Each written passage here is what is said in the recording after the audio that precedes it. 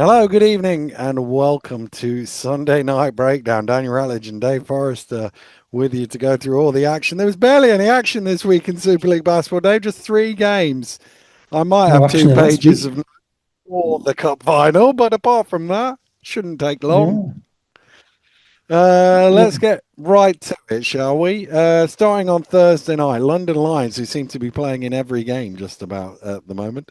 92, Surrey 89ers 89, it's 84 even after overtime. Um, Mm. this seems to be they've found their lineup now, London. This seems to be their 12-man lineup that they're going with.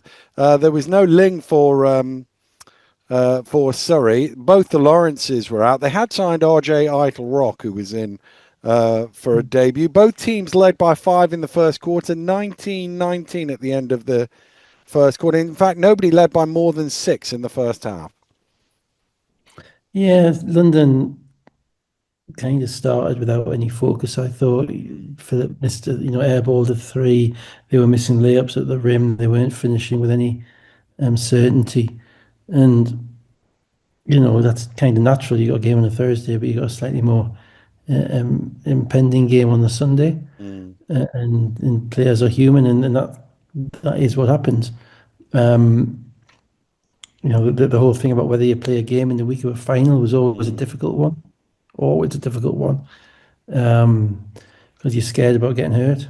mm, As a coach, you're scared. The players want to play, but because they prefer it to practice. But as a coach, you're scared about them getting hurt. You're scared about um, just accidents happening. You just try. It's a banana skin game because of the mental focus that's on Sunday. You don't want to wait until Friday before preparing the team for Sunday. mm, You want to have the week preparing the team for the final if you can. And so that other team can often kind of slip in the way. And if, as is my guess, the coaches had been, primarily focusing on the Manchester game, then that kind of explains a lack of attention to detail in relation to the Surrey game, particularly mm, when you find out that Lawrence isn't playing as well. mm. Tyrone Lawrence, that is. Um, so Yeah, a tricky game to manage if you're London. Obviously, not that tricky, not as tricky as they made it, given the strength of their bench. And as you say, those 12 guys are the 12 he's got at the moment, with Goodwin, Jordan Williams, and the two imports kind of out of it. Mm. Um, but even then, Sandy and even Adamu are basically hardly in the rotation. Yeah, yeah. You know, because Solowadi is playing a little bit. It's still an absolute panoply of riches, Mm. and I didn't think they were particularly well focused. And I think No. Surrey are very competent, Mm. to be honest, and particularly with, we've figured now. I think Polite is the engine. When Polite's not there or not healthy, they kind of fell apart a little bit. Yeah, yeah. And I know they lost a few games in a row, and there was more than one injury. But if I was to put a kind of a circle around the injury. Some injuries are worth more than others. Yeah, yeah. And I think Polite's injury, he really made a big difference to them. I think he fills all the little gaps that allows everybody else to do what they do. And when he's healthy and he's shooting the ball well, and they made a couple early, they become a team that it's hard to put away. Mm. And they basically, I mean, I won't say they outplayed London, but they gave them everything for 2.5 quarters, basically. Yeah, yeah. But London have the get out of jail card of their depth, Mm. which is They what happened. they had a 7-2 start to the third quarter, sorry. We're up 39-50. London then scored 10 in a row to tie the game at 51. In the fourth quarter, it looked like Lions were going to run away with it when they got up 10 points. I should actually mention Martinez Polias getting ejected 6 minutes ago in the third quarter, the general manager for going on a If you don't raging with mind, the police line. I think we should talk. I'm going to talk about that a little bit later, together with Okay, everything else. we'll come back to that. Yeah, But the Lions supporters club, I noticed on their social media, put him down as player of the game because they thought he fired the team up. yeah. Which is why I'm Personally, mentioning I mean, yeah, that's one way of looking at it. I it. think personally, I think that's pretty misguided and, Yeah, and pretty embarrassing, to be honest, if you're a player. yeah. Ultimately, it's yeah. Anyway, we'll get to that. Anyway, they were still up 10 when Joel Scott scored with less than 3 minutes to play. But then Surrey scored the last 10 points of the game, all but one of them by Polite. I'm struggling today, aren't I? Polite to Sorry, remarkably. Police scurrying around. Did he? Overtime, yeah. Shall we go through the last minute, because the last minute was pretty wild. It was Yeah, it was pretty good. Pretty good fun. Yeah, I mean, absolutely. Yeah. 73-79. London were up with Yeah. a minute to go. Surrey got the ball back when Solowadi missed a three, and Scott tried to dunk in the rebound and missed it. Polite was fouled with 43.1 seconds to go. He misses the first free throw, so it's a 5-point game. Is that the 79. foul on Dean Williams?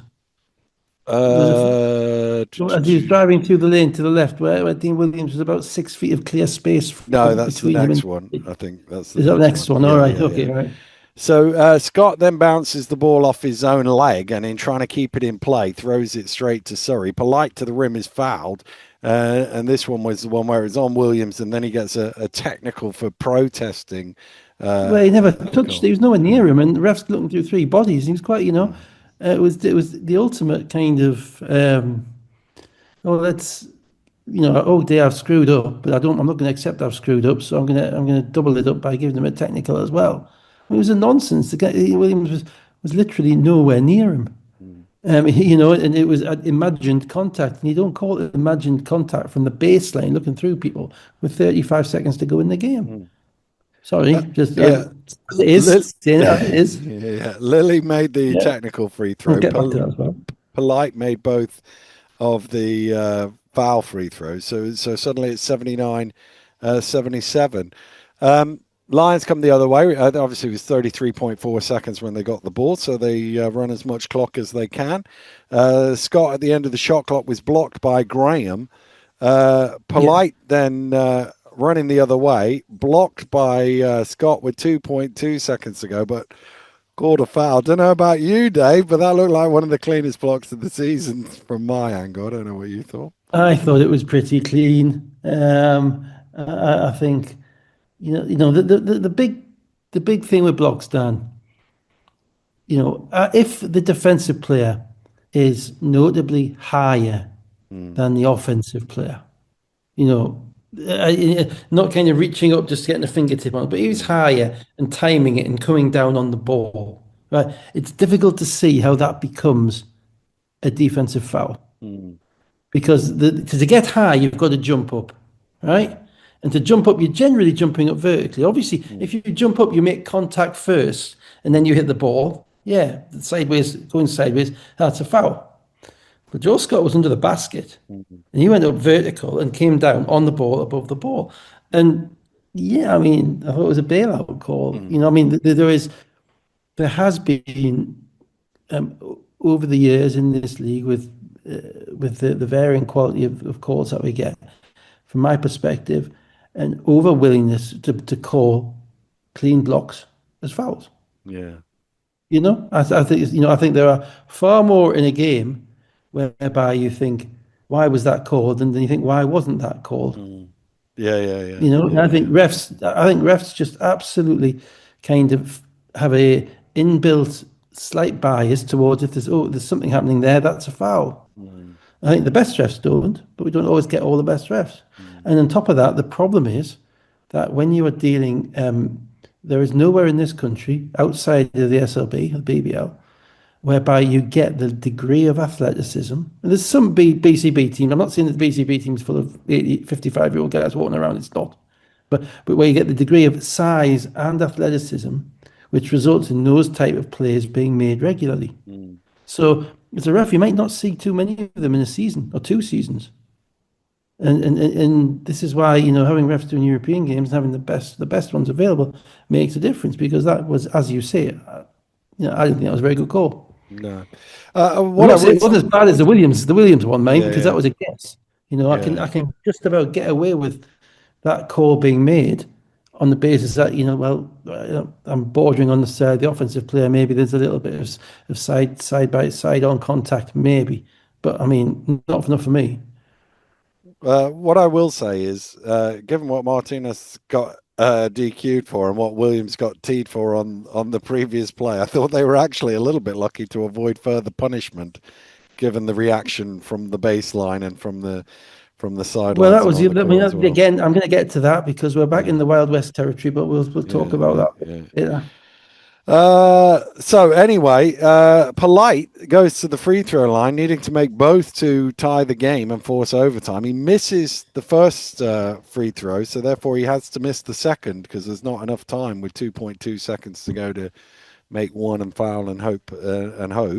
So he throws it right off the front of the rim. Not sure what Tariq Phillip was doing. He appeared to be talking to everybody. He was slightly focused on Graham, was slow to react, and Polite wasn't boxed out. He threw it off the front of the rim. He goes down the lane, catches it, and lays it in for two. Ties the game, 79, Well, 79. firstly, I mean, I don't think, yeah, Philip was entirely focused, but I don't think he could have safe stopped it if it had been, to be honest, because of the way that the speed that Polite threw the ball at. Mm. And it was an incredible play by Polite because you slow it down and his foot is still in the air as the ball hits the rim. He's not Yeah, over the yeah. line. No. And it was good job because the ref didn't happen to be watching. Mm. And he got the lucky kind of glance off the rim, which meant which meant it landed, it came down 3 feet from the rim. Now, I don't think you could do that again if you tried. Mm. Normally, if you throw the ball with that speed at the front of the rim, it's flying off at some funny angle. Yeah. It's not just dropping right there for you to put it back in. Mm. But it was indicative, I thought, of London's lack of focus and lack of intense attention to detail throughout the game. The first 3 minutes and the last 3 minutes are pretty awful. Mm. In between, they got down to it and made the abilities to win the game. And but it was an incredible play by Polite. I mean, he, as I say, slightly fortunate, but he did what you meant to do to win games. Mm. They time out advanced the ball, but Surrey stole the ball on the inbound, heaved from their own half, but went to overtime. In Mm. overtime, London scored 8 of the first 11 points to lead, 87-82. They were kind of always in charge after that. Yeah, their depth kind of played out. His goal was it gets harder for Surrey to score. Obviously, I mean, again, you look at the minutes played and you look at the minutes that Polite plays and Lily has to play against the minutes that the London guys are playing. Mm. And so from that perspective, your best chance is to beat them in 40. Mm. Yeah, yeah, yeah. And they couldn't quite do it. Um, you know, it, there is still and I'm not being disrespectful. Sorry about this because I probably say this about any team that's playing London at the moment. That the element of they're playing with their food a little bit. Last week they played Newcastle and they blew them away early, almost because they felt like they could. This week against Surrey, they played. They weren't there early. They weren't as locked in, as focused, and and then they came back and they eventually got his bodies together. They shortened his rotation a little bit, and then basically they had the game won. Then they lost the game. Then they won it again. Mm. So there is that. It is tough to see with kind of all the weaker guys excised from their rotation, Mm. and on top of that, the coach then shortening the rotation near the end of the season, Mm. and on top of that, no European games in the way. Mm. They become as formidable, if not more formidable, than they have been all season. Mm. Definitely. Yeah. McGusty 17, Scott 16, Phillip and Williams 13, Polite 23 points. He was 11 of 18 from the free throw line. 6 assists and 6 turnovers. Lily, 19 points, although 5 of 14 shooting. Graham, 17 points and 13 rebounds. They were 4 of 17 from 3, and they were 30 of 40 from the free throw line. But they have a lot of bodies, don't they? So they can Yeah, throw a lot of fouls at people. They yeah, play physically. That's what they're, and it's no coincidence that London's the teams that have done best against London have been teams with quick, slithery guards mm, because they can get in. They can get in the lane, and they can draw fouls and they can get to the lane because they're not going to play physical or whatever. So mm, you have to be able to have a step on them, mm, and Polite in particular. This is why they miss Lawrence. Has to have a step on him. You look at, I mean, you look at the cup final. Burden mm. fouled 10 times in that Yeah, final. yeah, Quick guy, yeah. Trophy and final. it's in the cup final, it's Trophy trophy final. final. Sorry, my fault. Yeah, and you just feel that without that kind of point of attack defense, their help defense is so good that you're not going to get open shots by moving the ball around. You're not going to get size mismatches on them in any position, basically. So the only way you can break them down is by quickness. Mm, And not many teams are quick enough, have players who are quick enough to do that, and very few teams have multiple players who are quick enough to do that. Mm. Which was what actually gave Manchester the best shot on Sunday. Chaundy Brown Jr. played 30 minutes and 38 seconds, which is the fewest minutes played to lead a team in minutes played in an overtime game in the live stats era. I knew you'd Yes, like that one, Dave. The I do like previous that one. No 6:36s yet though. No, 6:36. The previous low, just for the record, was 30 minutes and 58 seconds, which was Gabe Olasani, London's Also for 109 stacked London. 104 overtime win against Newcastle in October 23. Yeah, so stacked London team. Yeah. Spot the bar. Let's go to Friday. God. Leicester Riders 100, Caledonia Gladiators 106 in double overtime.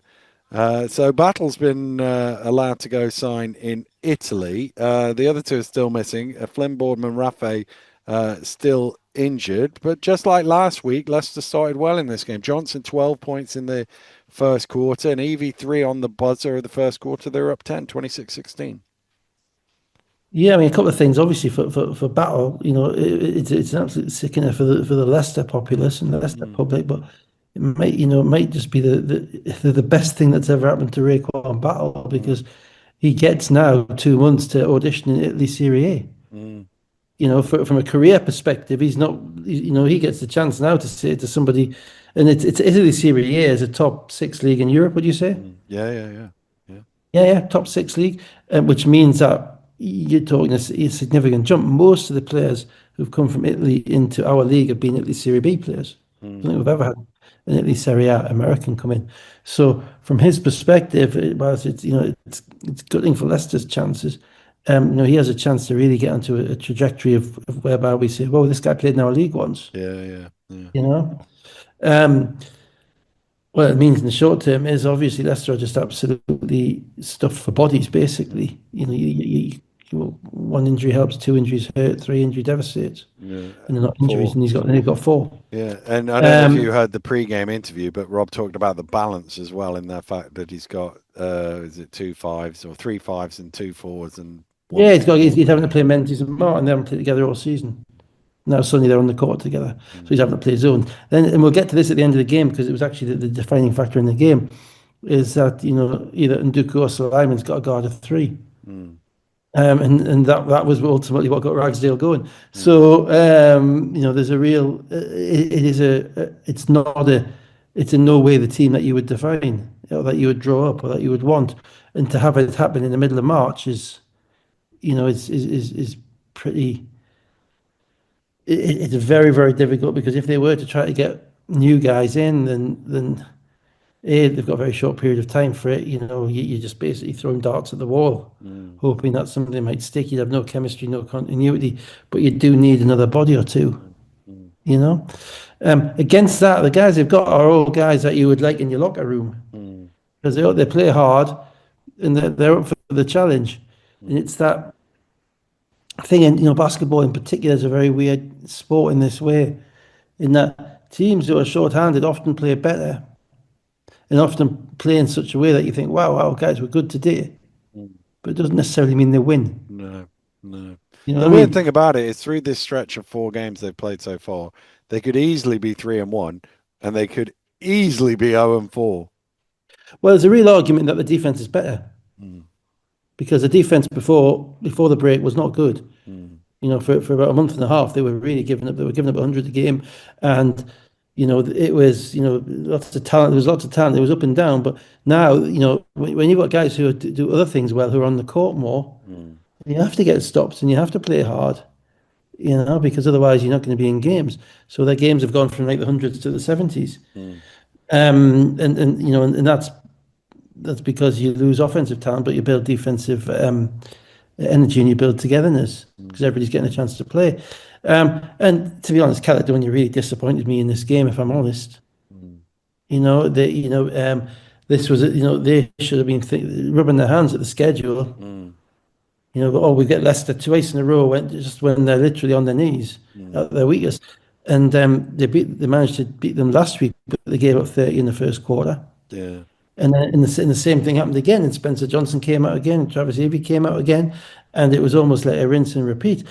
What did Johnny call a timeout in this one after about a minute and a half? I think it was 2 or 3, but it was early. It was close. It was close. I mean, it was a 6-7 nil start, and he called it really quickly. Mm, And I'm like, no, that's just not acceptable. You're bottom of the league. You've got a chance to win, and you're coming out with 3 or 4 bad possessions early on and getting beaten by a team that you've just seen on Sunday. mm.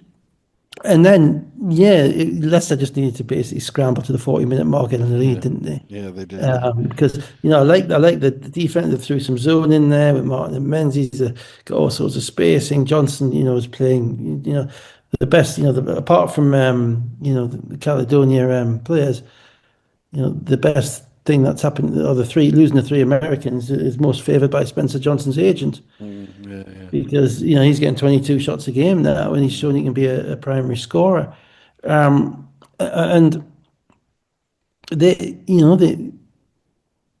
they competed, and whereas Caledonia, outside of Del Pesh, I thought really didn't compete the way that they needed to compete. mm, Holland got he got an early technical, didn't he? And he got subbed, and yeah, he was out yeah, the whole of the yeah, um, second quarter. I think I'm not sure. I can't remember. I remember thinking that it wasn't much of a call, but it was a bad thing to do to get a technical for us. yeah, yeah. Um, and then then Jones comes in, he makes a few threes, but you look at them and all those guards in particular, and even the forward, you don't see much differential between the players, and it's struggling to see who's their best five, or who's their best 8 out of 10, and that means that they're constantly shuttling And around. I they've don't got think the other they thing is they got depth because I think Carr was the 11th man and didn't come yeah, on, and he's had oh, they some have depth, good but games. player one compared to player 10. Yeah, There's yeah, not yeah. that much of a pecking order there, is there? No, They're all going to no. be able to contribute, but you don't look at many of them probably outside of Ethan Wright and subsequently Ragsdale if he's in a rhythm, who are going to take you over the edge. Mm, mm. And there needs to be a little bit more than that. So the game just kind of Yeah. So dragged Caledonia along scored the to with first. both teams playing within their own limitations Yeah. until you got to about the last 3 minutes. Caledonia scored the first 9 points of the second quarter, took their first lead at the 15-minute mark, and it basically remained close for the rest of the game. A couple of right threes put the Gladiators 5 up in the fourth quarter. I'll be honest with you, at that point I thought the game was over. But then Nduku, an 18-footer, then he hit 2 threes, and suddenly Leicester led 72-69 with a minute to go. Yeah, and I mean, Wright is a fourth quarter player. Mm, I mean, there's not been enough close fourth quarter games this year for us to see it as much as there was last year at Leicester. yeah. In reality, but I thought the shots they gave up to Nduku. You've been playing these guys now for two weeks in a row, nearly 80 minutes. You know that you don't really want to be giving up Victor Nduku an open corner three on that side of the floor where he spaced the floor off one pass off penetration.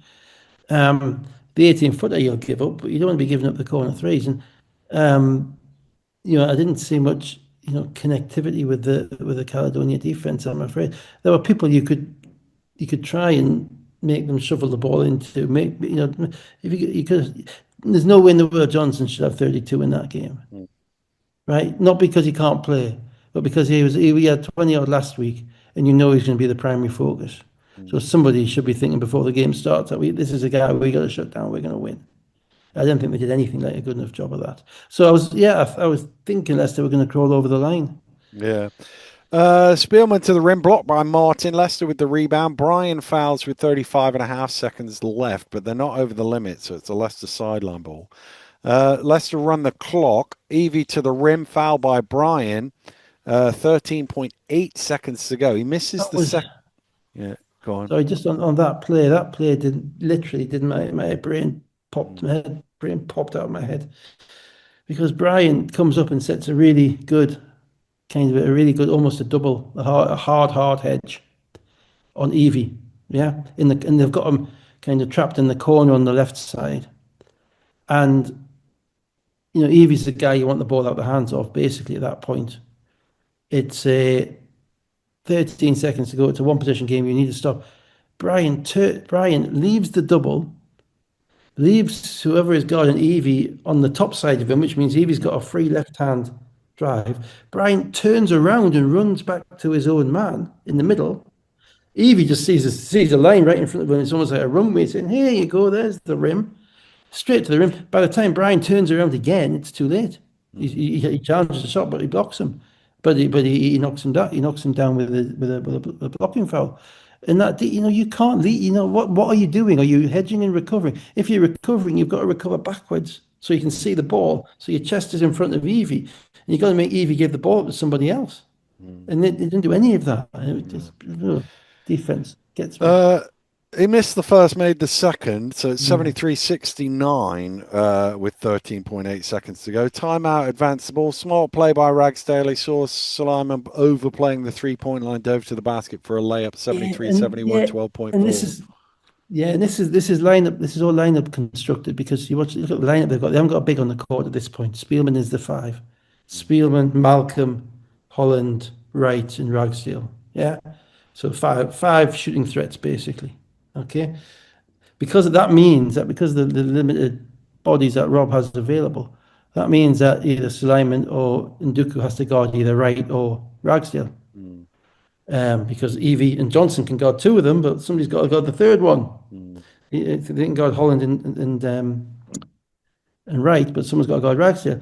So for Suleiman, that's a horrible matchup. Suleiman's played the 4 and the 5 mostly mm, this season. Now he's got to chase around one of the elite perimeter shooters in the league. And what the lineup does, it means that it's impossible for Martin, who is the Leicester's helper, as it were, at the rim, where he blocked the shot on Spielman 30 seconds earlier, makes it impossible for Martin to overplay on the curl on Ragsdale because he's got to be aware that Spielman's in the corner. So when you see the play, Ragsdale comes out, Suleiman does the right thing in that he trails him because he's a shooter, so you don't want to go underneath. Ragsdale cuts to the rim. That's where Martin should. If Del Pesce's in the game, Martin is there. Instead, Martin's 6 feet to the side, worrying whether Spielman's going to come up off a screen. He turns his head, a layup's made. They score in 1 second. mm, That's a massive play. mm. It's a massive play. And it's all down to the lineups that were on the court and players not quite being certain because Martin's not used to guarding Spielman, the shooter. It's not his job. So do I stay or do I go? We got the 2 points out of it. So it looked good, but that's coaching. Mm, You do wonder why they don't use that lineup more often, to be honest, mm. because they don't play much defense with the bigs in anyway. Timeout, advanced the ball, a Leicester ball from the side, and Nduku throws it into the backcourt for a turnover. Somebody has told me that was deflected and shouldn't have been called a backcourt. I didn't, in real time, I didn't notice it was deflected. My I haven't had a initial chance. thought watching it was that it was deflected, Yeah, and then the fact that nobody asked, and Dooku immediately did that, yeah, and nobody mentioned, nobody even looked for yeah. it. And the Tells me clock that it never probably started wasn't, either. and the clock hasn't started. So it tells me that I don't think actually was, but I think it's an optical illusion on the Yeah, screen. Honestly, looking at it, just I trust the players' reactions over that. yeah, You saw it when Evie got his shot tip last week. It was everybody's doing this. yeah, yeah, You have to look at it the same way. If no one's doing that, then and also that's right in line with where Rob would be yeah. because the pass is literally coming towards Rob where it's coming to. So he would see that deflection as well, and it would all go mad. I think. So it's a backcourt violation. The clock never ticked. I'm assuming, by the way, that a backcourt the clock shouldn't tick because the Yeah, violation is immediately touches it. And this is that's right. important because Very important. Benley had come into the game No, let him to come out. defend the ball, and they let him sub back out of the Yeah, game. They even talked about it, or it looked like they were talking about it. And obviously, a player can't sub in and out without the clock ticking. absolutely crucial. Why is it Mm, crucial? Because of what I've just mentioned about the spacing. mm, Because with Fagbendi in the game, whoever is guarding Fagbendi is stepping off him, mm, or should be, and Martin isn't worried about him in the corner. So horrendous error. Just a mistake. You mm, can't. At the end of games, there are only so many things that can go wrong if you're on the table or if you're a referee. There are only so many things you got to think about. And if you're allowing a sub when a clock hasn't ticked, that should immediately be setting the Well, that ringers was off the in thing your that head. because they came together and talked about it, I thought, oh, they'll clock that because I obviously clocked it on commentary. Yeah, exactly. Well, here's the thing, Dan. How can we clock this stuff? Mm, And they don't. mm, I'm not being funny, but why? Because your mind immediately goes to hang on, the clock's not moved. and there's a player sat down. Was that mm, how was that player in the game before? mm, mm, That's the thing. It's yeah, there's not 100 things going on at that point. mm, That's the one thing. They want a substitution. Is that a legal substitution? mm. Now, there's been a substantial, ultimately, probably this season more than most, I think, more than any season we've done this, there has been regular issues with meaningful calls, meaningful administration of the game situations, both at the table and with the referees, probably more than any other season. Would you agree with that? There's a worse one to come, Dave. Well, I know there Um, is. I know there is, but that yeah, to yeah, me, that is so correctable. yeah, yeah, yeah, It's so yeah, easy, yeah, because it's written in when he comes in. mm, It's on the live stats when he comes in. It's on the yeah, live yeah, stats when he goes out. yeah, yeah, That is just so easy. That means your mind's not thinking about it, mm, right? mm, These are the three refs who did the cup final, yeah, yeah. right? Uh, That call changed this game. The mm. failure. Now you should say Leicester should have been across it as well. Maybe they should. I know from my situation, as a coach, you've got a hell of a lot more things to I think thought they about when you were. go. I thought Leicester were saying he's come in and out. I thought they were saying that. I If might they be were wrong. saying that, if they were saying that's even more Mm. indescribable. But Yeah, that was that for all the. I know you can talk about the other one, but for that call was actually, because of the line you allowed Caledonia to put on the court. mm. That was a pretty crucial call. So 5.6 seconds. Sanduka gets beat. He commits a foul, which is a foul they had to give Leicester. So it's a sideline ball Yeah, it was a again. borderline foul as well, man. When I Yeah, looked at that first time, I thought that's a shooting foul. And also he had a little grab at him from behind as well. yeah. He was borderline. I'll give Yeah. them a benefit of the doubt on that. zero point 0.6 seconds ago, Ragsdale to the rim ties the scores, and then Leicester timeout advanced the ball, and Suleiman for some reason dribbled the ball when there was point 0.6 and Yeah. didn't get a shot. Well, at this point, Suleiman's chasing Ragsdale around, and it's tough because Yeah, yeah, Ragsdale's got going, and Ragsdale sees Suleiman on the perimeter, and he's like thinking, "I got this guy." Ragsdale's not the quickest guy, not the quickest guard, but he's still quicker than even a semi-quick forward, mm, mm, And he has his move, and he got his shoulder in, and he's a really good finisher around the rim. And again, Martin is stood on the strong side with Fraser Malcolm in the corner, and he can't leave Fraser Malcolm in the corner because if he leaves him, that ball goes they out lose the there and they game. win the shot on the 3-point shot, win the game on a 3-point shot. Yeah, That's Fag Bentley in the corner. yeah, You would let him shoot the ball. If he beats you, you just walk out the gym and say, there we go, he's a 12% 3-point shooter. mm. But Fag Bentley's not in the game. Now, obviously, he could have been taken out of the game on the play On the before foul. because there was a Yeah, foul. yeah, I yeah, get that. yeah, But even so, everything is different. yeah, yeah, So, and then Suleiman bouncing the ball was kind of a brain freeze job, wasn't it? yeah, yeah, yeah. So overtime, Caledonia got up 4 with 2 minutes to play, but then Johnson scored 6 points in a row to make it 84-82 with just over a minute to go. Ragsdale then misses an elbow jumper. Martin got the rebound and for some reason tried to throw it to Nduku, who was running down court, wasn't expecting it. Goes out of bounds for a Caledonia ball with 51.9 seconds to go. Generally, big men do that type of thing because they think they're going to get fouled and they don't want to Mm. shoot foul shots. Yeah, yeah, Alternatively, they're just dog tired as well. yeah, They played yeah, not a lot of minutes, so decision making is the first thing to go before the body. yeah, yeah. It's unfortunate, but there you go. Holland misses right with the offensive rebound, put it back to tie the scores at 84, 37.7 seconds to go. 15.8 seconds to go. Suleiman drives. Delpesh trying to get in front to take a charge. It's a close one. It was called a block, and he makes both Give them free that one. I throws. thought it was just about a block. I mean, I think it'd Yeah, be harsh to call that a charge at this yeah, point in the game. He did his best. yeah. I don't think he was quite there. 50, 50 60, 40. 86-84. Mm. Here we go.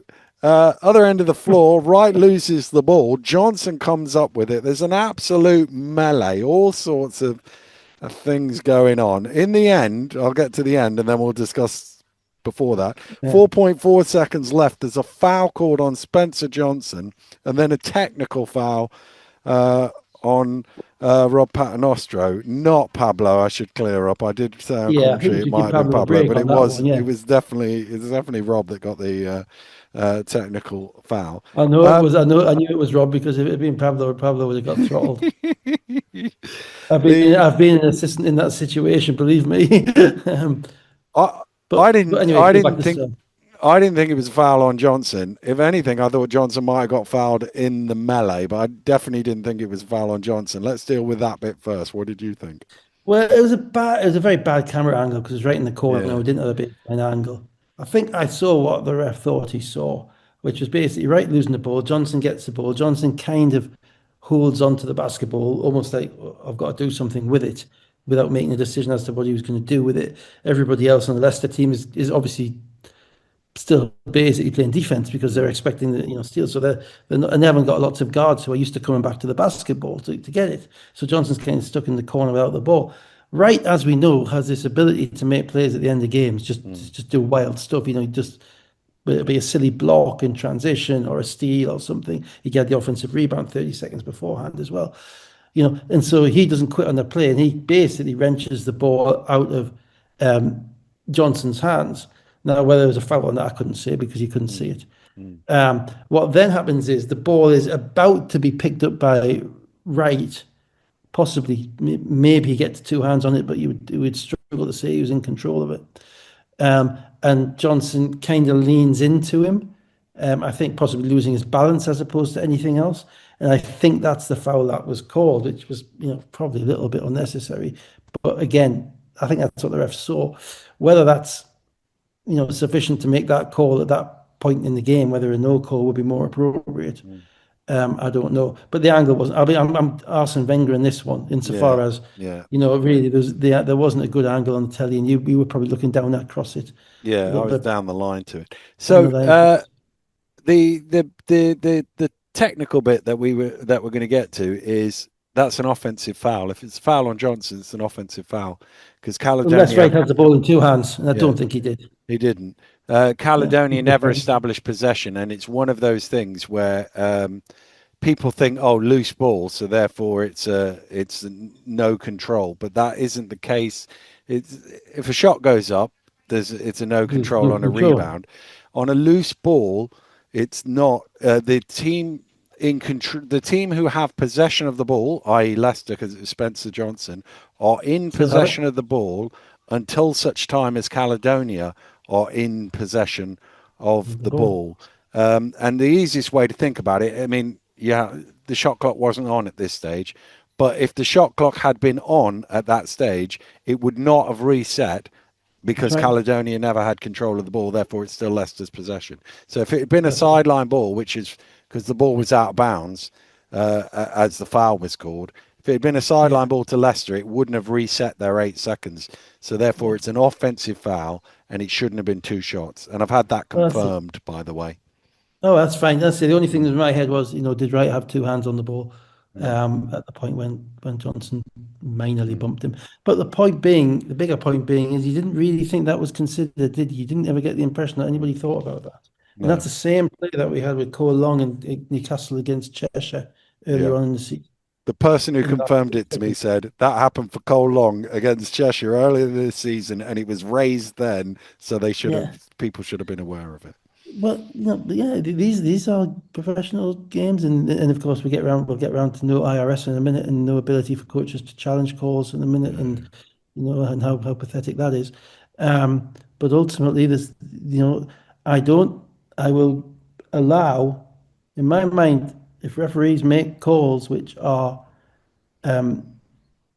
physical calls, 50-50 calls, they think they see something, they may have a better angle, they may have a worse angle. Even Mm, the Dean Williams call where nothing was called, mm, where you never get anywhere near him. If the ref sees it and thinks I saw something, I'll give him the benefit of the doubt for making the call. What always used to, when I was on the sideline, used to rile me was the moment that technical stuff was done wrong, mm, was that mistakes were made in relation to the administration of foul shots, mm, or what should happen with a technical foul, or something like that. Because that told me, how can I have any confidence in the rest of it mm, if we can't get the technical side right? It's a hard bloody job, but you have to be able to think clearly under pressure. mm. and you have to have certain triggers in your mind in relation to that's happened there. Let me just process that. mm, And this year, probably more than any other year, we've seen more times where things haven't been processed properly. mm, And that's not a coincidence because we've had less experienced referees dealing with it. mm, So that's the reality. And yeah, then there's the whole technical thing at that point. I mean, I'm not hot on that either, to be honest. I do think that you have to unless he says something which is way beyond the pale with 4 seconds to go in the game, you mm, kind of have to close your ears to that. I don't know what was mm, said. So as ever, the rule is as ever, don't necessarily criticise the ref for doing it, but I hope he got his money's worth. mm, mm. You might have heard something. I don't know. I didn't hear anything. Apparently, it Okay. was directed towards me, but I didn't hear anything. Uh, So okay. they make three free throws. Ragsdale makes the Yeah. technical free throw. Wright makes both of the free throws for the offensive foul to make it 86-87. Yeah. Timeout advanced the ball, and then Ragsdale fouls Suleiman going away from the ball whilst the ball's on the sideline. So it's an inbound foul, and it's a free throw for Tomowa Suleiman, which he makes and ties the scores at 87. First thing I'd say is that Simon sold it well. It was a foul, but he Mm, sold it well. It was mm, basically the type of contact that had gone on throughout the game, and basically Simon's cutting away, and Ragsdale kind of puts a little hand on him to impede his movement. And what Simon does is he puts his hand up in the air as if he's being grabbed. Right? Now it was still a foul, mm. still a ridiculous thing for Ragsdale to do. Yeah. Simon did a great job of making sure the ref saw it. Mm, Um, and why Ragsdale would do that with Suleiman's not going to beat Ragsdale for foot speed. You're not worried about Suleiman cutting away from the basketball. mm, So why you would seek to do that? Almost you'd think it's because of the instinct of the fact the way the game's being played. mm, But at that point in time, you want the referees to see that your hands are out here. mm, You actually want to be emphasizing that. Flanoy was great at that. He'd be right up in somebody's chest, but his hand, mm, he'd make sure that the refs knew that his hands was right there whilst he's mm, sniffing under their chin. mm, It's what you do to make sure the refs don't foul you. And he did the wrong thing. He put his hands on them. It's a foul. And Suleiman, to be fair, knocked down the shot. yeah. So now the scores are tied and Leicester have a sideline ball. Johnson ended up with a step back from 19 feet. I thought he either needed to shoot the three or be a bit more aggressive going to the rim. Yeah, Johnson's not battling so far as he's not a one dribble and rise up and shoot type of guy. He's a guy who finds his spots and Mm, takes his time and work and gets to his position. Didn't really have time to do that 3 seconds off the catch, and that's where the lack of guards hurts him mm, because he really didn't have anybody else he could throw the ball to. mm, Maybe Evie, but they hadn't tried to get. But Evie had the ball last time and he shot up at 30-footer, didn't he, mm. in the last game? Yeah, yeah. Um, so it's got to go with Johnson really, but it's still not his skill set. Mm, Um, and he's played 40 odd minutes and he's dog tired, mm. so it's tough. And then in the second overtime, Ragsdale went Luka Doncic, really, I thought, and Yeah, Caledonia he were did, but pretty he's being guarded comfortable. by a Yeah, forward, yeah. and it's and he couldn't put the line on Ethan Wright either, Mm, and so it's the advantage. And I thought Caledonia finally kind of figured out that simple is best with that team, mm, and basically it was three guards. It's Holland, Wright, and Ragsdale.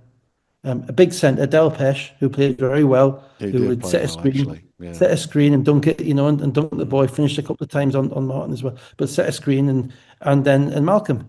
So four shooters Mm, and a big guy. Then mm, they spaced the floor, and that was a lineup which they only kind of played around with during the game because they've got so many players. Yeah. mm, mm, Um, but that was a lineup which really exposed Leicester's deficiencies because it meant, as I say, that either Salamino and Dooku had to guard Ragsdale. mm, And that's just not fair mm, because Ragsdale can shoot off the dribble. He can shoot from 30 feet. If he's quick enough, if the way you have to defend him is get up to him and threaten to go and make him go past you. Well, you can't do that if you're Suleiman because he is going to go past you because Suleiman's mm, 6'6". mm, And so he got into a rhythm, but that rhythm started with a couple of layups where mm, Holland threw the ball to Delpesh for dunks, mm, in the pick and roll. And at that point, Leicester's guys are thinking, do we guard the shooters? Do we not? And so then they've then they've got to stay honest with Del Pesh, which means that when the ball gets reversed to the other side, Ragsdale gets going in. And it was almost like they felt released, by if they had less, if Caledonia had less players, those three would play together more. Mm, I think they'd be better for it. mm, Sometimes the hardest thing is to not play guys. mm, And particularly in this game, where Holland got 2 fouls and then Jones came in and played quite well. Jimenez has struggled twice now against Leicester because they're playing a lot of zone. And he struggles against the zone because he doesn't like to shoot the ball immediately, so you can help off him. And when the ball rotates, if he handles the ball, holds the ball to look for somewhere to pass it, the zones can be able to get back in position. But they need to focus on their seven best players, find a style, and if that's going to be their style, four shooters and a big guy, 2009 Orlando Magic, Rashard Lewis, whatever, do it. You might defensively, you might struggle, mm. but that's But you it's not know like they're dominating defensively in any Well, other no, way. exactly, Yeah. exactly. So go that way. I just think they're all. That's the only way that roster is built to be. Mm, For Leicester, yeah, just it's just tough. I mean, you don't get you get an L in the box. mm, You play hard. You play in 50 minutes. You're getting. You're just not unfortunately making enough players to close games out. And for all that the two shots that Caledonia got on the foul. If Evie makes both foul shots with 15 seconds to go, mm, and if they don't throw the ball over half court on the mm, inbounds, mm. that stuff. Martin just hands it back to a guard instead of Martin throwing hands it it to a back to third. somebody. Yeah, Mm, there are moments in the game where that game can be put away, mm, and they didn't do it. mm, So, and that's tiredness, and it's also not having people who are necessarily used to being in those situations. I don't imagine Nduku's thrown many inbounds passes, in fact, in this season with that group. mm, And it was very noticeable actually on that watching that pass back. I watched it back this afternoon. Nobody had their hands up for the basketball. Johnson kind of cut, but just kind of cut gently to the corner. Didn't really want the ball. So Lyman flashed to the top, but there was no hands up. Give me the ball. Evie came to the top, but he came to it just and then Dooku's probably not their best passer. And probably needed to throw a bounce pass to get it under Bentley's hands. And that's all having people out of position, out of role, out of comfort zones, and in pressure situations, just like with the refs, minds get scrambled. mm. Johnson, 50 minutes, 35 points, 9 rebounds, 6 assists. Evie, 50 minutes, 17 points, 10 assists. Lyman and Nduku, 15 points. Ragsdale had 38 points. Delpesh, 15. Wright, 14.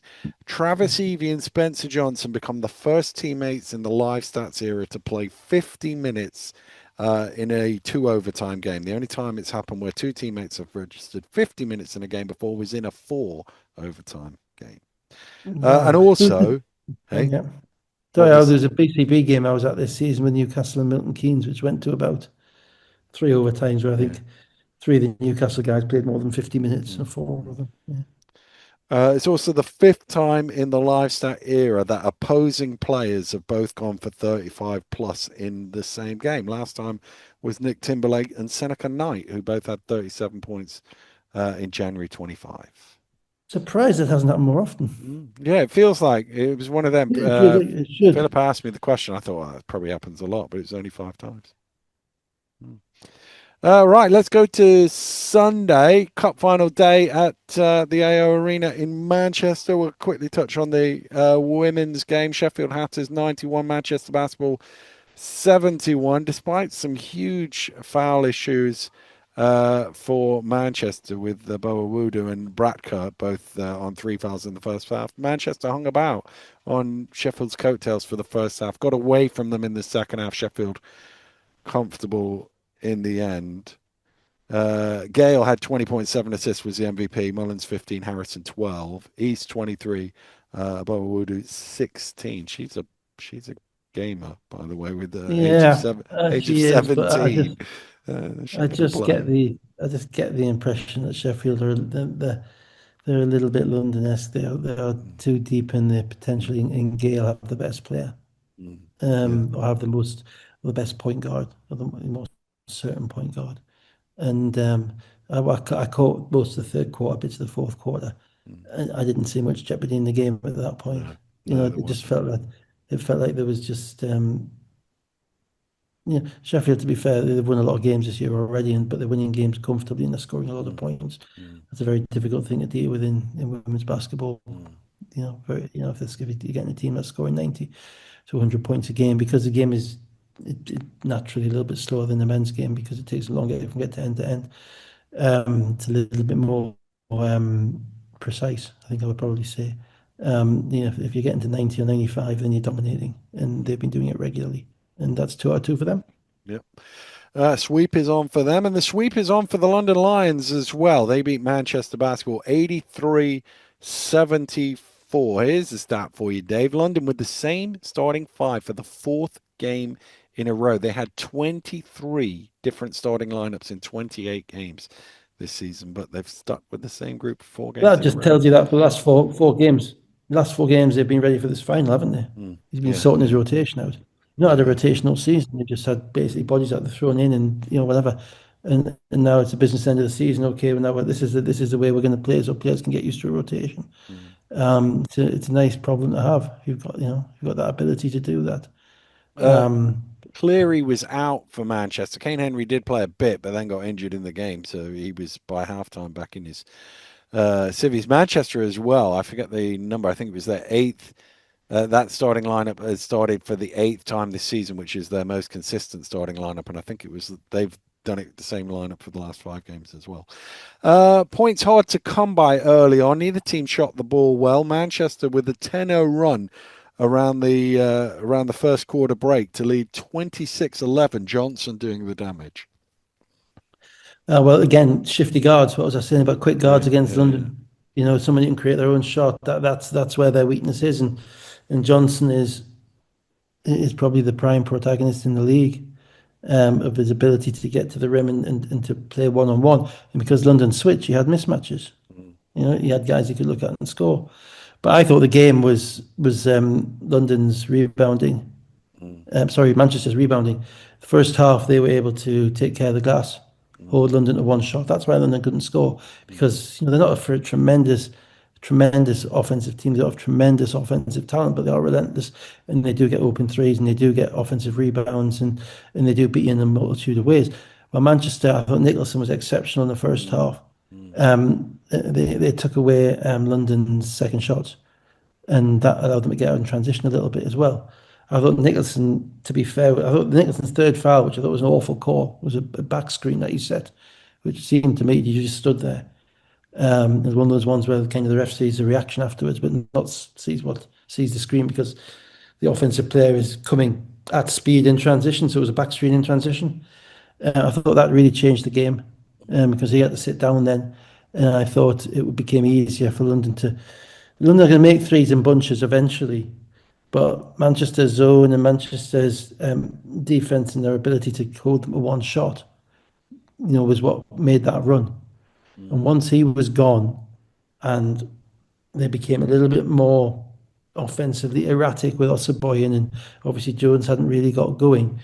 It kind of became the Johnson show offensively and defensively. They were kind of just hanging on to get, mm. to get enough stops. London, first of all, I should mention, went 10 minutes without a field Yeah. goal from 6:43 in the first quarter to 6:25 in the second quarter. But they did make enough shots to only be down 8 at halftime. Start of the third quarter, London with a Well, just 20. just on that, Dan, Yeah, this is the thing about finals. If you mess yeah, around with your rotation in finals, you put yeah, guys in for 3 or 4 minutes. yeah, yeah. No, which is when they do that around the first quarter break, and Solowade's coming in, he can't make a shot, and then Rye wasn't in any sort of rhythm at all. It's all about who they're playing with. Mm, Rye's been that starting five has been different over the course of the season, which guards are playing. Solowade's not been the third guard for most of the season. Adamu has. mm. Adamu didn't play in this game, or if he did, he might be No, near I the don't think end. he did. Yeah. So I don't know if he's hurt, or if it was just coach's decision. So that changes that because it means that those guys aren't playing with Philip and Reynolds, now they're playing with Solowade and McGusty, who hasn't played either. So that the whole rhythm of the team goes, and this is why you need the 3 games beforehand to get the rhythm of your substitutions right and get everything right. And I thought it happened in the final against Newcastle as well. They played some guys in the second quarter, which like the Eagle, but in the first quarter who weren't ready to play. And in that game they had far too much. But in this game, it showed, and Manchester got some rhythm, and I thought they were playing with fire a bit. Mm, mm. Start of the third quarter, London with a 20-5 run to lead 52-48 with 13 minutes to go. Johnson then came back into the game, hit another 7 points to edge Manchester in front. And then in the fourth quarter, threes from McGusty, Scott, Williams, McGusty again, and London were up nine and basically safe at that point. Yeah, I thought, I thought it was a great chess match in this game. I didn't think I kind of thought we might have heard a bit more about it from your analyst. But it was a great chess match because Manchester were going zone and man and Ossoboyan and 1 point and then Nicholson and London were having to make shots and which bodies were they going to use? I mean, Aaron Wright played 50 minutes in this game. He had no impact. He's a league MVP. Mm. You know, so who was going to, which guards were they going to have in at the end? Was it because Reynolds struggled early? So was it, was it going to be Philip and McGusty? How were Manchester going to cope with that line where they had Ossoboyan and Nicholson in the game at the same time, which they did. Ossoboyan and Shelton in the game early as well. Mm. All fascinating. I thought Manchester did a pretty good job of swapping up the defences. There was a question as to Johnson. Do you start Johnson in the third quarter? Mm. Mm. The danger is, you might burn him out. Mm. Secondly, they play very differently with Johnson to without Johnson. So I'm kind of on the coach's side on that one. I think you probably I don't. was as well. I just thought they might get him in a minute earlier or Yeah, 2 minutes maybe two or earlier three than they did. possessions Yeah, earlier. yeah, yeah, Maybe yeah. two or three possessions earlier. As soon as it started going the wrong way, Mm. but they needed to get Jones going as well. Yeah, they did. They couldn't win that game without Jones. No. And so you've got to give him every chance to get going because he's such a mercurial scorer, can score so quickly, so in such a way. So he had to play. So Johnson came back in. When Johnson is shooting 22 shots in 26 minutes, Mm. right? So yeah, he's making shots from all over. There was little bits of the Fletcher about him. At times I was watching him in the final, thinking, "Oh, this guy's got it." This guy's there. And of course, Johnson's the pro. He's been around. He's been at Mm. Kosovo. He's played in other places. Whereas Jones and Smith, they're rookies. Mm. Big difference in games and how you approach the games. And so Johnson was ready for the moment. But what I thought the twist in the game was, basically in the fourth quarter, Manchester stayed in the zone and London went small. So Dean Williams was playing the 5 spot. Mm. And at that point, McGusty made a cut. You're hoping that they miss, really, because Nicholson's standing in the middle of that zone. Mm. So you're daring them to beat you from the 3 point line. And they just and whilst Manchester's zone in the first 2 quarters was pretty mobile, pretty active, Mm. and possibly due to London's personnel, discombobulated them a bit. By the fourth quarter, London had figured it out Mm. and they knew where the shots were coming from. And particularly, Williams made one at the top of the key where Nicholson's still, under the basket. Mm. It's like you cannot really give him that shot when not only down when the rhythm's going. And then McGusty, who Manchester haven't really seen. Mm. I know he's played a couple of games since, but he's not really played big minutes. That McGusty was the McGusty who played at the beginning of the season at Newcastle Yeah, when yeah. he went 4. When Mm. we said after that game, well, this guy could be a league MVP because he took Yeah. over the game, Mm. and he did exactly the same in this game. And he was, and he at the end, every good team in a final has to have somebody who elevates them, Mm. right? And Johnson was enough to keep Manchester in the game, but they needed somebody else to elevate them beyond Yeah, Johnson. yeah, yeah. And to beat London's team, it has to be two. It has to be 2 or 3 of them. And unfortunately, McGusty stepped up and he did what Rye's done in the past. Mm. He elevated his team and more importantly, he made 3 point shots. Mm. And he has this ability to get to 15 feet and rise up and shoot it. He has a kind of he's like I said before, he's a mini Kevin Durant. Mm. He can get to he's 6 foot. He gets to his spot, rises up, and you think no one can guard him. Mm. How are you guarding that shot? He's not that big, he's not that quick, but he just finds his way of slithering to where he needs to go. And those shots, those threes where they stayed in that zone, Yeah, yeah, and they had to because Ossoboyan's on 4 fouls, yeah. and there's no way in the world that Nicholson can guard Williams man to man. So you have to do that. I get that, Mm. but at that point you're putting it in the kind of the shot variance gods, Yeah, yeah, yeah. and the shot variance got, and eventually London are going to make a few, Yeah. and they got comfortable and confident. And as we've seen in nearly all the games this season, Dan, London shots remained open shots or easier shots than Manchester shots. Yeah, yeah, yeah, Manchester having to work harder for their shots. Um, and they didn't quit, and they stuck at it. yeah. But, Ossaboyan was a big key in that game, and Ossaboyan was never able to create for anybody else. Mm. No. That's a big thing with him. They need him to move the basketball. Mm. Um, they missed they Jones and Smith. What they combined for like 15 points, maybe something like that. Not enough. Jones had 12. I can't remember what Smith had. I didn't write it down. 12 in the fourth It was quarter. less than 10. Yeah, less than 10. Yeah, and just not really where they need to be. And unfortunately, it's not just nothing else. So no, I thought, but McGusty was a guy who affected the game in all areas, Yeah. and won the game for them. McGusty, 21.6 rebounds, 7 assists, was the plus 26 and the Absolutely. MVP. Scott, 15 points, 12 rebounds. Brown, plus 25. Yeah. And Phillip, 12. Jones, 30. Johnson, 30. Jones, 12. 4 of 13 shooting. Added to Cassie, 10. I think that was it. Did I miss anything?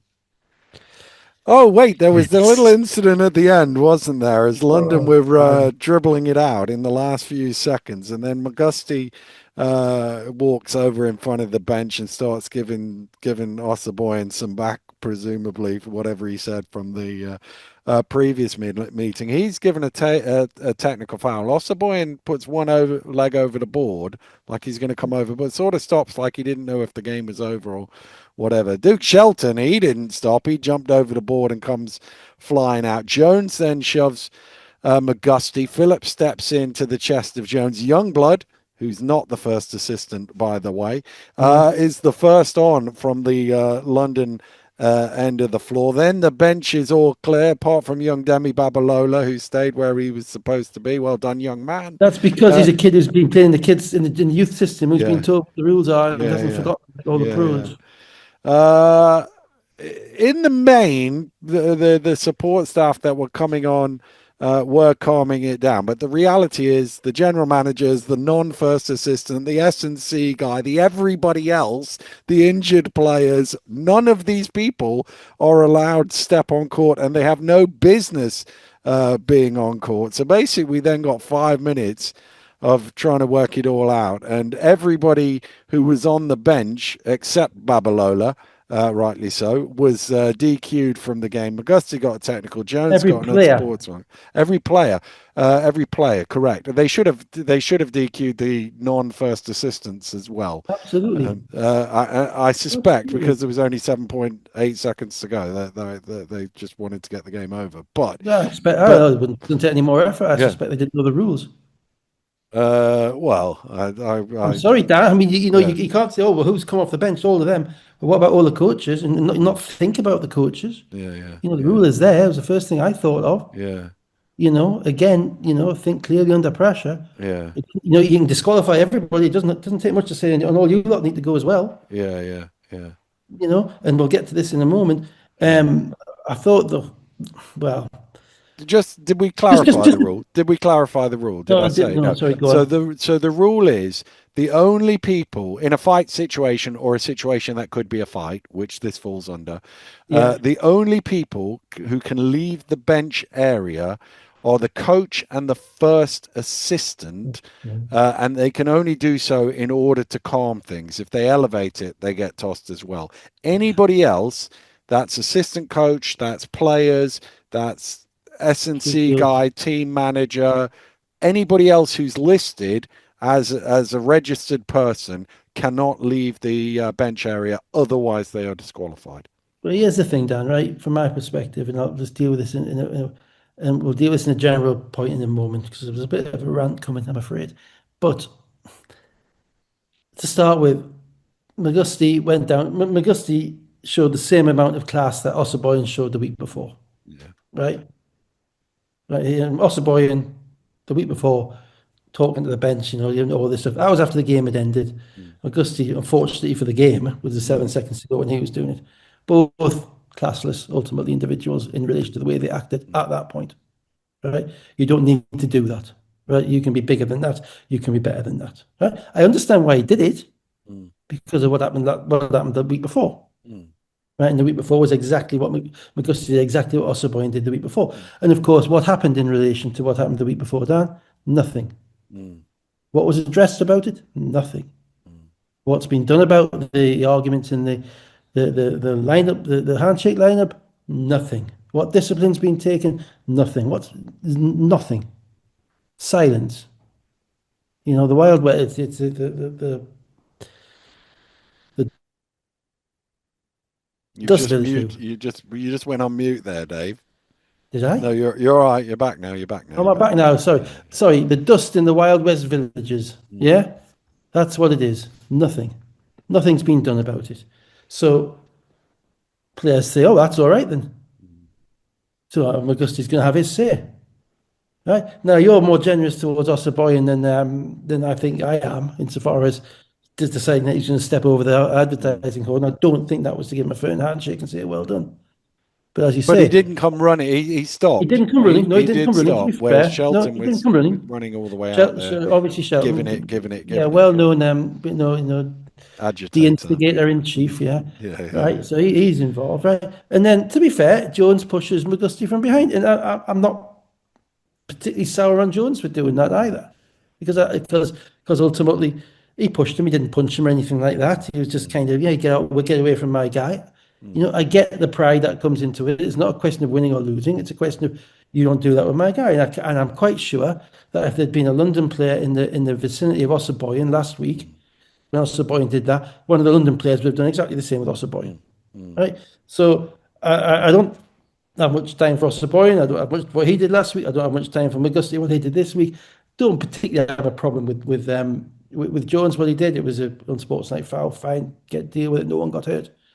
What then happened was an embarrassment, mm, right? And to be fair, the ref called it technical straight away, so they did all the accounts. It wasn't on them. mm, But what happened was an embarrassment, mm, and I'm afraid it is indicative of the stuff we have seen all this week and for longer. And it goes all the way back to what happened last year when Millet was calling out the refs, and we've got executives who think they can take control, and we've got rules that aren't being adhered to and aren't being and consequences which are not being visited on individuals who do things which are in breach of the rules. mm, On Thursday night, we had the London Lions um, general manager, who I think is the same guy who had faced up with Matt Otten in the line last week. mm.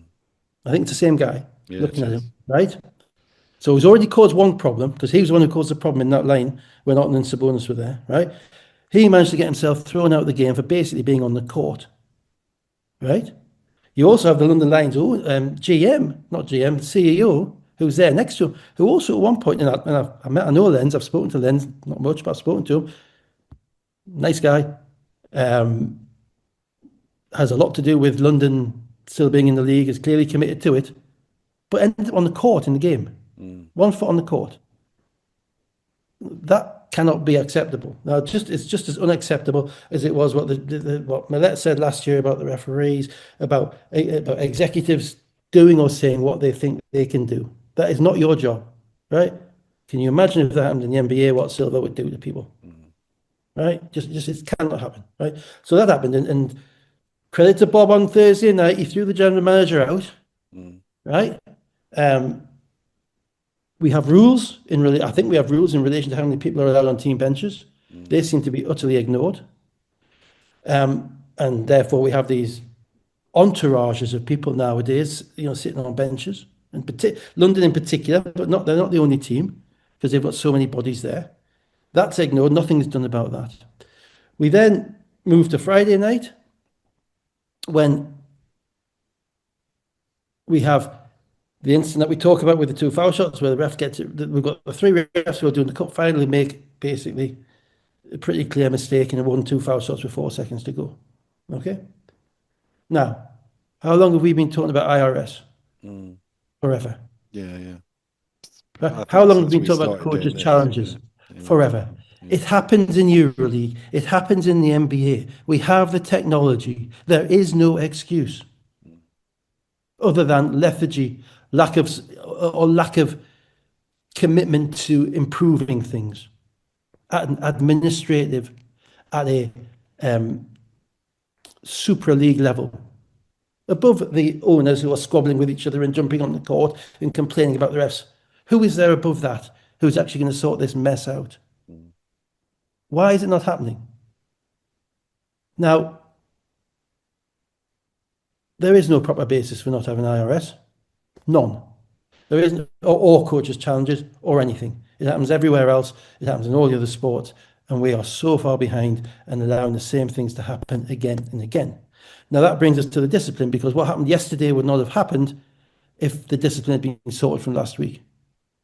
If the rules had been, if players had known last week that if I do something stupid, do you think Osborne would have been doing that after the game? Mm. Am I not playing the final? No, because only thing that controls the way players and support staff act is consequences. Mm. And there are none. And don't start, and then we'll start having the whole, family basketball, family come for a family day out sort of stuff. And then you see that on the court. Why is that happening on the court? Because we can't sort our own sport out, we can't sort our own rules out, we can't sort out what we need to do.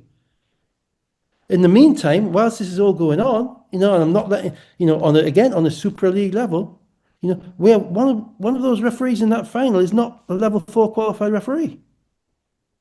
Not at the highest level. I thought the final quite well.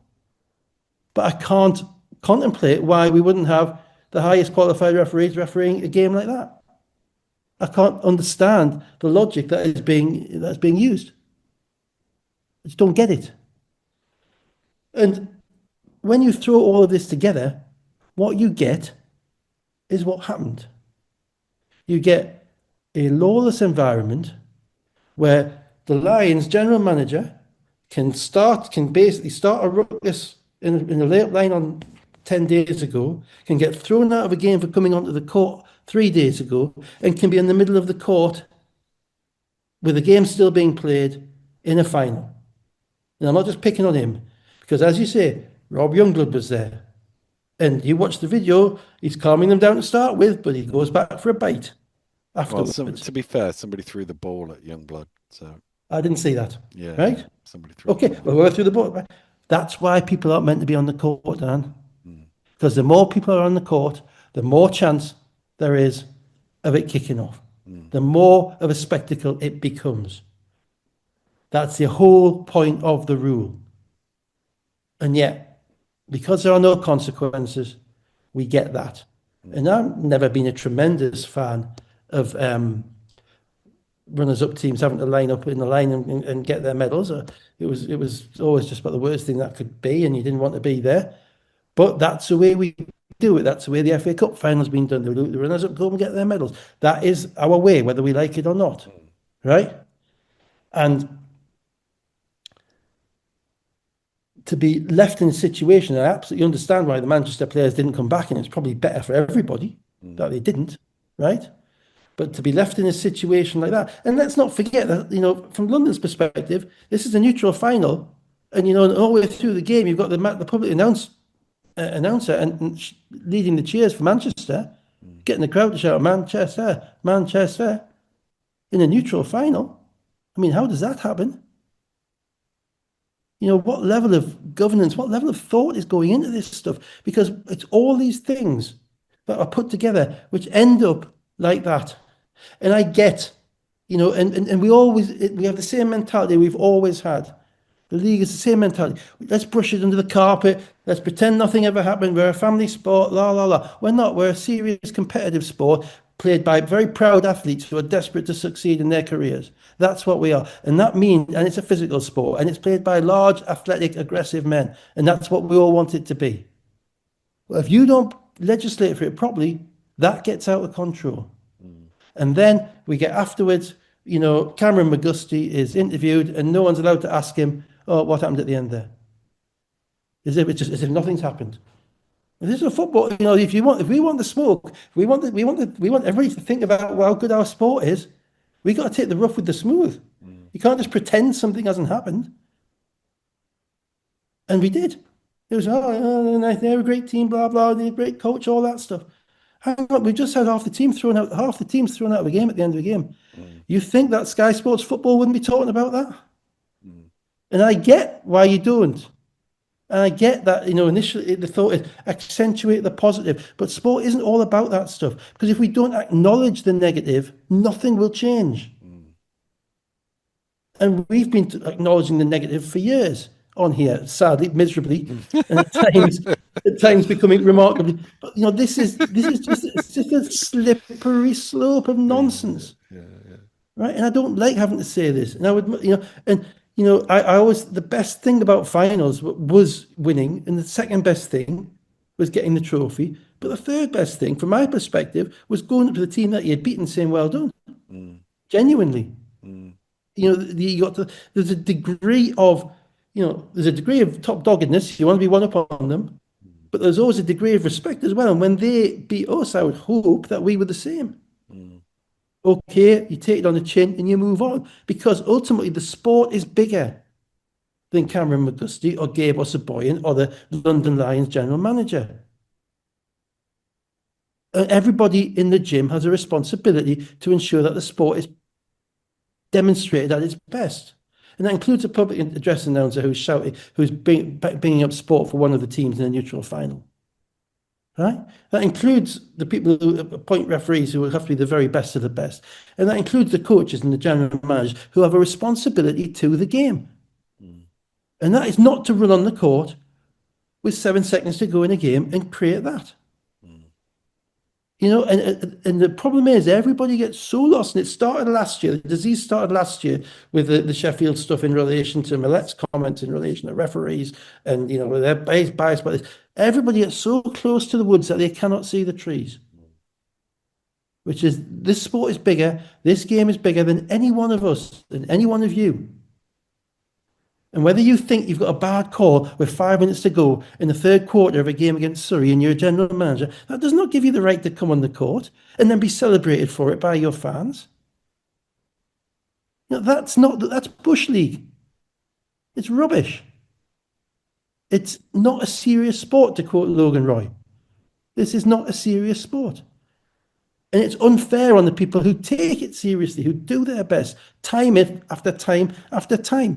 And it comes from the very top, and but the owners need to be answerable to people. The GMs need to be answerable to people, and the rules need to be written out. And London and Manchester should be hitting the pocket for what happened.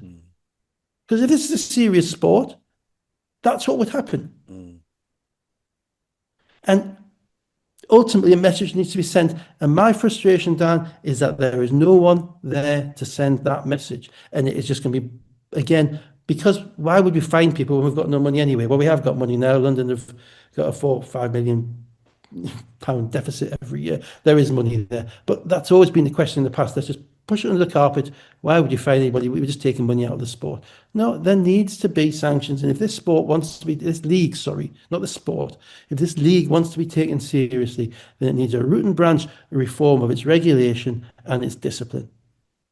And that is the rant. mm. And it comes from somebody who has a significant interest in basketball and another corollary interest in discipline and justice. Yeah, yeah, And sentencing and punishment, yeah, right? He's done it all half his life. They run together, right? And rules and regulation and how they're adopted and how they should be put together. And I'm really interested to see what happens. And I don't want to hear about Manchester having 5 guys suspended in 6 weeks' time mm, for a game, right? Now Manchester do want to play Newcastle this week, yeah, yeah. but seriously, I don't want to hear about it. I want it done. There Mm, should be an immediate investigation in relation to that.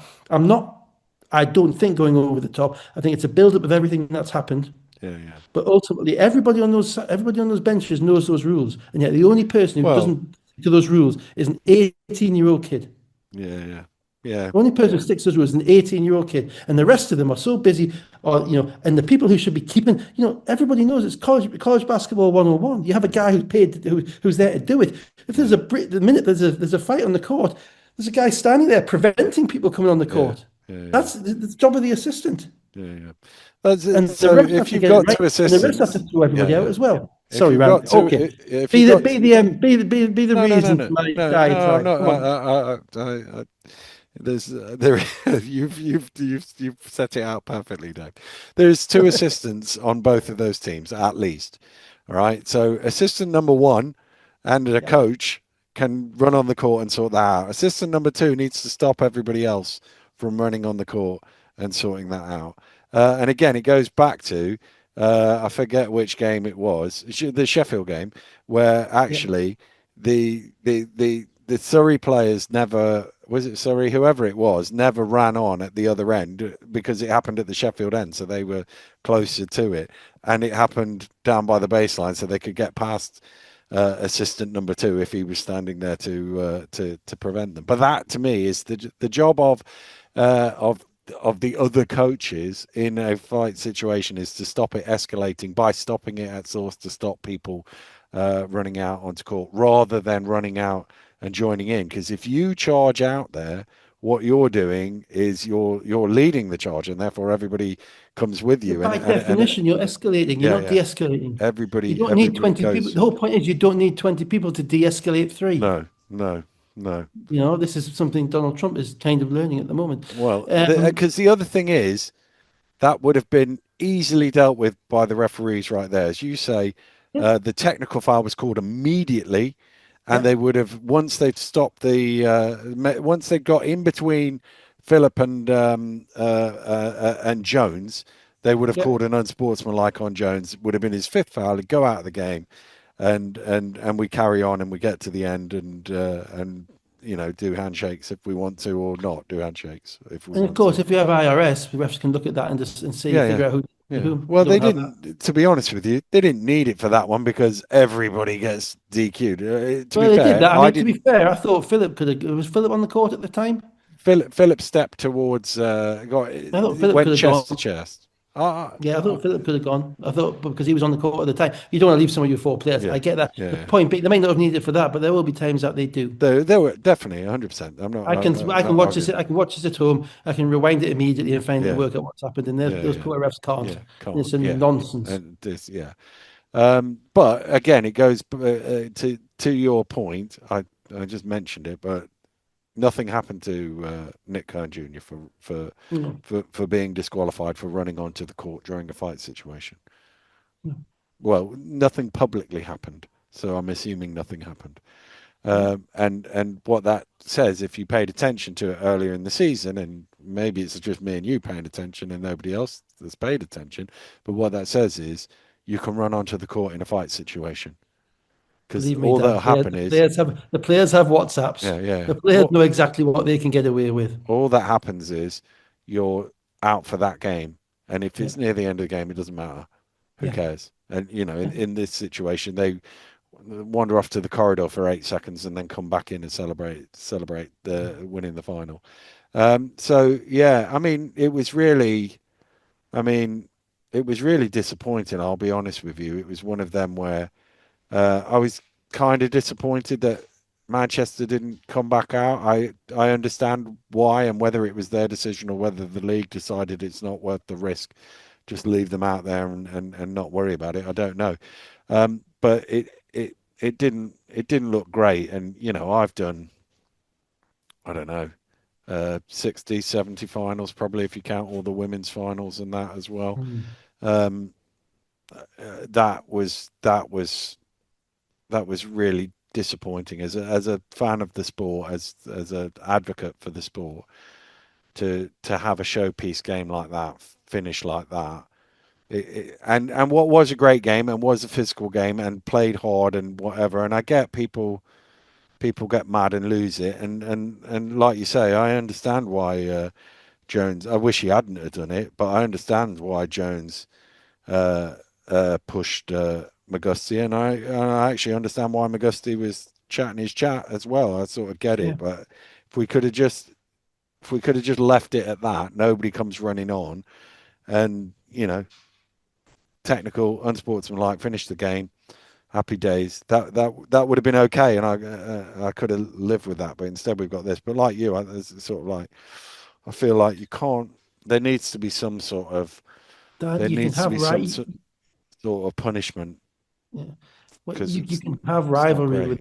Yeah, without being disrespectful. yeah, yeah, The disrespect. I know disrespect's a funny thing in sport, yeah, yeah, but because people can you can have it Yeah. without it. And it's all you can always trace back. Oh, he said this to me, and then the guy who said that said, he said Yeah. that Yeah. to me, Yeah. and it goes on. But ultimately, it's a matter for the organisations involved Yeah. to show that they understand the both the rules and also the spirit of the spirit of what's gone on. Yeah. Yeah. Which is, yeah, you gave us our best shot, we beat you. Tough, deal Yeah. with it. Yeah. Yeah. Right? Now, as I say, Ossaboyan, Magusti, both of them in those Mm. situations, classless. Ossaboyan, dumb as well, because no, because he set Magusti off, Mm. and Magusti won that game for them, Mm. right? But that meant Ossaboyan last week and Magusti this week. But ultimately, the minute that you get into this kind of fake war of words, whatever, ultimately these are guys are professional basketball players who'll be playing for the other team if the other team wanted them and was paying them the money that they Yeah. wanted, Yeah. Yeah. Yeah. right? And they have a shared profession, and they have I'm sure a shared understanding of the hard work that they have done to get where they are in their profession, Yeah. right? And this might sound a little bit Corinthian and a little bit British, but we managed, for 35 years, I think, basically not to have a fight in a final, haven't we? I can't remember. I really There's remember one. there's not been a melee like that. There's been one or two sort of elbows thrown and Yeah, yeah. Well, that basketball stuff, but nothing, but not. nothing to that degree. And it just smacks of, this league is out of control. And I know we put it down to the individual players and individual things that have been done and who said what to who and when. But it's all about deterrence. Mm. People don't steal from shops if they think they're going to get caught, Mm. right? People don't steal from shops if they think there's going to be a substantial punishment once they get caught and they're going to get caught. Well, these guys are always going to get caught, but they don't think there's a punishment. Mm. And as I say, when you get a situation whereby 3 days before the GM's on the court, Mm. these things lead in. Mm. They don't appear. Nothing happens in the SLB or the BBL in a vacuum ever.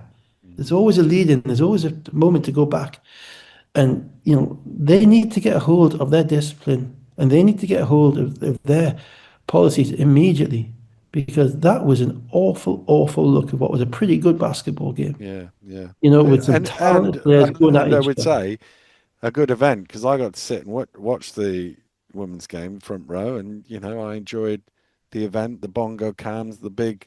But I don't normally pay attention to the basketball going along around the Yeah, outside, the big molten inflatable balls and the kiss yeah. cam and Well, all of that bongo sort of cam's a thing. thing, isn't it? It's a Yeah, yeah, well, bongo cam was good. I enjoyed bongo well, cam. well done Um, the league for bongo cam. Everything yeah, else, yeah. So as I say, as somebody who got to enjoy a bit of the event, it was good, but we, it just it now we're in a saddens me. It saddens me is what it does. Is it saddens me, and I'm as I say, I've been doing finals since the year began 1900s, yeah, mate. There was a yeah, absolutely, 19. yeah, There was a 19 in the first ever winner of a final that I covered. That's how long I've been around doing this. So the fact that I'm sort of disappointed and sort of came away feeling a bit after a great yeah, game as well. That's the thing yeah, is you can go home yeah, after a game and go, "Oh, that was a rubbish game." yeah, We've all been to Plymouth versus Everton sort of thing. yeah. Well, yeah, Um, I've got a but couple here. but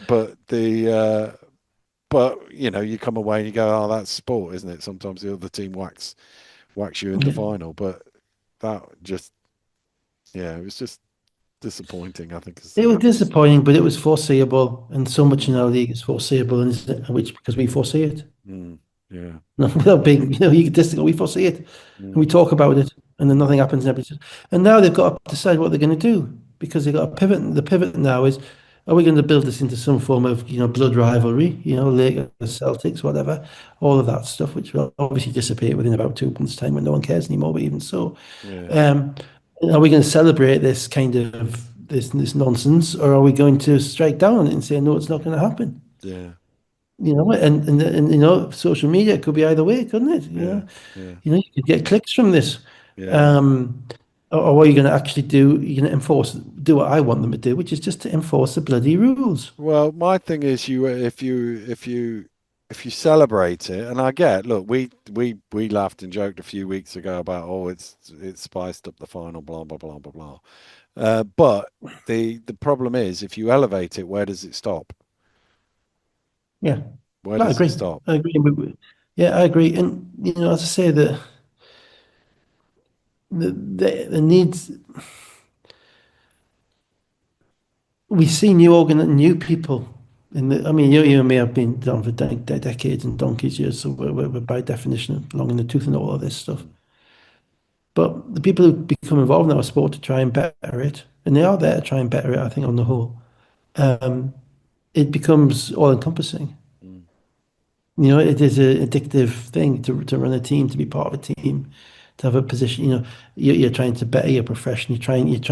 By definition, it's a competitive, testosterone-filled environment, mm.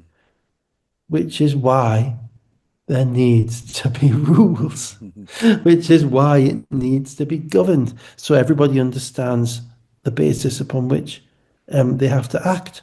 Mm, And as I say, there is at executive level, we have a problem. We have a problem because we don't have anything that I can see beyond that, which is actually anybody who has any power over um, the organisations to make sure things are done in the right way. yeah, because You know, my and and, worry and is that's they've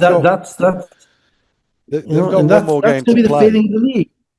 They've got Sorry, one more. They've got one more game to play in yeah. Manchester, I believe. And you sort of go, well, we need there needs to be something done to ensure that whatever happens between the lines. Because we saw an incident at Manchester a few years ago. Because Yes, with, you know the guy, the NBA guy, um, the wing, Mayoni. I can't even remember who it was, but Yeah, it's there's Mayoni. He gave the Manchester pen no, the finger. no, that wasn't even what I was thinking about. But yes, Oh, right, that you're that thinking did else. happen. Right. I was thinking about an incident after the game. It was Plymouth The or Plymouth something. game. Yeah, yeah, Is yeah, that the Plymouth game? The Manchester yeah, Plymouth yeah, game with the yeah, yeah. brothers of VC, I think. Well, yeah.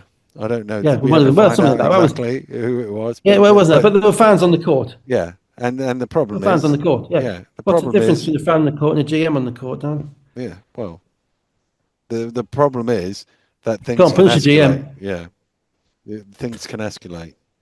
Yeah, things can That's escalate, and that's why it all sounds good on, and it's like, oh, this is great rivalry, blah blah blah blah blah. But if it spills over, it's where it stops is the problem.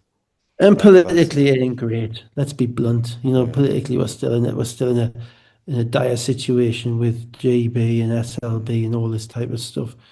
And let's just say, right, and it didn't, but let's just say Duke Shelton gets there quick enough, yeah. right? And let's just say Duke Shelton gets a hold of McGusty, Mm, right? Not even to hit them, just to get a hold of him, mm, right?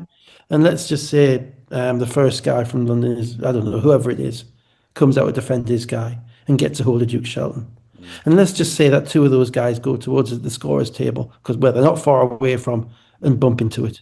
mm, mm, That could easily have happened in that situation. mm, Then you have other people brought into it, and then you're talking a real melee. mm. And then you're talking, obviously you're not a run or test and that type of stuff, but you're not, but But then the it might government be is saying, Chester what are we Derby. doing?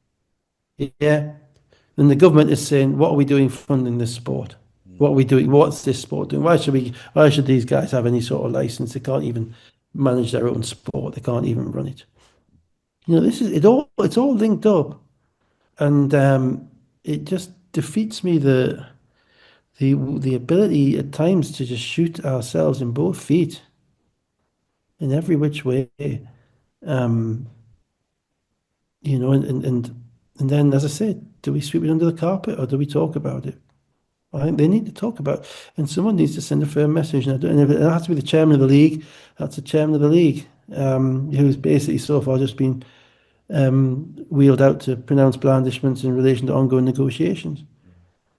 You know, with the government and that type of stuff, and with the new task force and all that nonsense. Well, that's not just a chair. If that's what's the job of the chairman? Is it a commissioner job? It's not. It's not Andy Webb. Andy Webb's the chief operating officer. He's to run operations. He's not an executive officer whereby he can start sacking people or fining people thousands of pounds. mm, Do we have a disciplinary system which can work within by the time the season starts, by the time next season starts? mm, We would have if I was doing it. I'll tell you that now. I'd have all the statements, I'd have all the video, mm, and there'd be charges, and you'd have heard that the FA or the whatever has charged the following people who are bringing the sport into disrepute or whatever our wording is, mm, and they've got 48 hours to file their response, mm, and which will be dealt with in writing to start with, and then they'll have another 48 hours to appeal mm, to an independent tribunal, which we will set up for Friday. That's what I'll be doing. That's where it would be.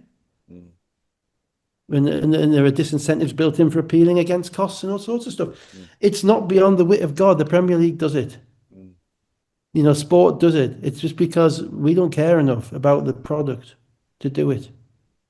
We don't understand that all the little misses add up to big failures. mm. So there we go. There we go. There we go. Uh, Game though. yeah, it was a great game.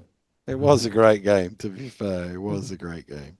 We'll call it a day there. I haven't printed Yeah, out the absolutely. league table, but London are top, Caledonia are bottom, and everybody else is in between.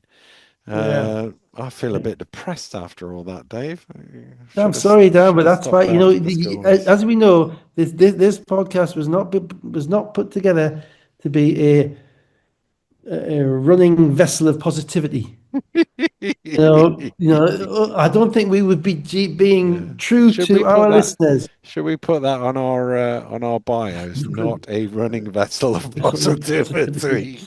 Yeah, because otherwise, what would be the point? There's enough cheerleaders out Yeah, there. yeah, yeah, There's enough cheerleaders out there for the sport, and I think hopefully everybody who listens, all 20 of you, um, have by now established that we are genuinely interested in the best for the sport. yeah, In the stuff that we're saying, it isn't said from malice or from aggression or from disenchantment or anything like that. yeah, It's just kind of, this stuff is foreseeable. yeah, Please stop happening. yeah, Please let's have a joined up thing. So yeah. Sorry for the negativity of it. The really frustrating thing is mm. I turned this game off with 20 seconds to go. Did And, you? and it was only when I got three texts from three different people Yeah, in 15 seconds later saying one was about IRS, one was about he's got to go. I thought, oh yeah. bloody hell, what have I missed here? So, so I'm doing all this on repeat, on rewind Yeah, actually. yeah, But yeah, yeah, okay. That's that. We'll get back to celebrating the games and the players next week. yeah, yeah, But this week, the overarching thing of this week for me was just here we go again. mm, mm, You know, creating problems for ourselves. mm. So we'll see. We'll see. We'll see. I'm We'll sure I'll see. be told by everybody that there's reasons for all of this stuff happening. My Yeah, phone will light up and all that stuff. And you know something? I stand by every word. yeah, yeah, yeah. Right, we'll be back next sometime to do it Yes. all over again. Well, hopefully not do that all over again. Hopefully Yeah. just talk about basketball. What have we got? It must be close to 2 hours on three games, Dave. The per Yeah, game it's impressive. minutes It's per a- game must be racking up. we're We testing the viewership, aren't we? I me and mean, you yeah, are Spencer Johnson and Travis Evie in terms of our minutes per yeah. game here, aren't we? Yeah. We need to start logging into who's listening for all of it, don't we? Yeah, Just yeah. to Who's a start hundred doing, percenter? yeah, exactly. Who's a Trump loyalist, that Yeah, type of yeah, thing. yeah, Who's going yeah, to say, yeah. yes. So yeah, comments on the YouTube guys, and the more Yeah, salivate. you know what? Every time I log in to Spotify to upload a thing, it says to me, "Oh, you should have this many followers for a podcast of this, or you should have this many whatever." Make sure you tell your audience to like and subscribe and make a comment and Oh yeah, share and all of that. And I thought you've never listened to our podcast if you we've think never done it that's once. that's the sort of thing that we do. In fact, If you want to listen, you listen. If you don't, well, me and for Dave your will own be here sanity, you talking may to want to do the ourselves. opposite. Uh, on that rather marketing fail by me and Dave, we'll Yeah. call it a night, and we'll be back sometime in the future to to rab it on again. But for now, goodbye. Hi, guys.